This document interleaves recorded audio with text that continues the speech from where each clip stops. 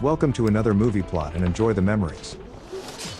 It begins at a slaughterhouse in the desert with a young stable hand disposing of the blood.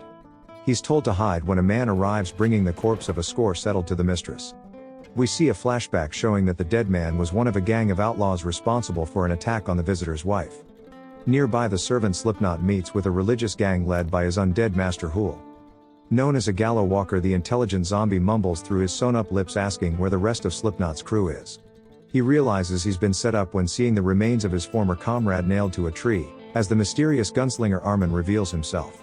He outdraws all four at once, then deliberately leaves Slipknot's head attached while removing all of the rest to prevent resurrections. Elsewhere, a group of prisoners are waiting to be transported for execution without a trial.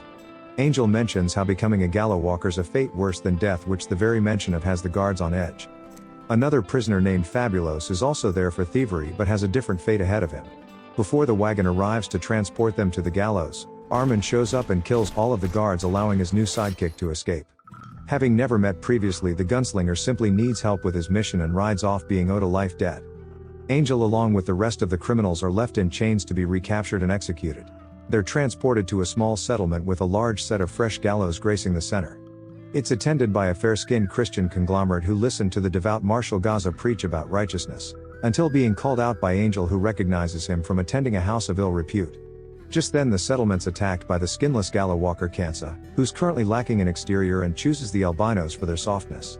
His assassin Kisscut violently removes a pilgrim's flesh suit, allowing Kansa to walk around in the sun. It forms to his interior and he outdraws the marshal, instantly killing him and all of his surrounding men. The Gallowwalkers slaughter most of the inhabitants while Kisscut calls in their masked cult to collect their new outfits. Meanwhile, Aman and Fabulos pull up at a landmark where the nomad hides water and beef jerky. He tosses the rookie a pistol and it seems like he's threatening him with a duel, but he hits a trapdoor, dropping Fabulos into a mineshaft beneath them. The revolvers to defend himself from the underground Gallowwalkers that Aman has trapped for training purposes. Midway through the fight scene, the gunslinger even descends himself to tie down Fab's right arm and test if he's just as good with his left hand. Once their brains are all destroyed, the rookie emerges from the mineshaft angry and with many questions. So Aman pays him for what's to come and explains why he seeks revenge on the Gallowwalkers. Aman's mother was one of a sacred sisterhood of nuns called Sisters of San Diablo, who guarded a gateway between heaven and hell inside the Mountain of Resurrection. He was sent away as a child to be raised at the slaughterhouse by the harsh but caring mistress.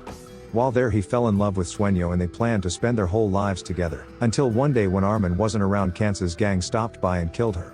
They were eventually captured, so Aman snuck inside the prison and got his revenge in cold blood. Aman was shot in the escape and perished in the desert soon after, so his mother put a curse on Aman that would bring him back to life and anyone else he kills. The original Gallowwalkers were resurrected, but Kansa now seeks the Sisters of San Diablo to explain why his son never returned. Kansa's lieutenant Skullbucket's beginning to decay and needs to replace his skin with one of the captured townspeople. Instead, he just puts his helmet back on as the other undead begin replacing their skin with fresher pieces.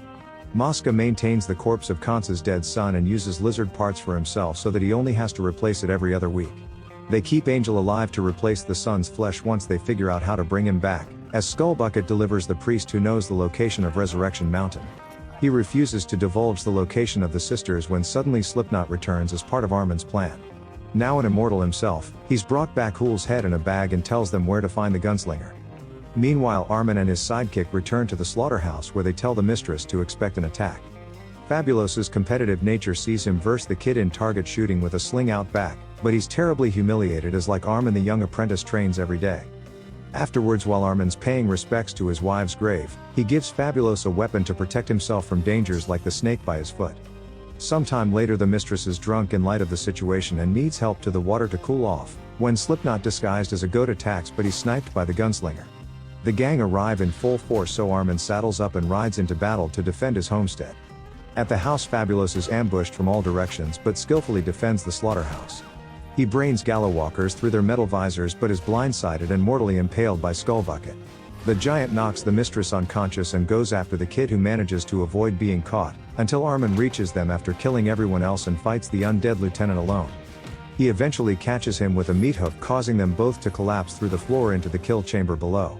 When the big guy rises, Aman manages to trip him into the room's guillotine and beheads him like you would a cow.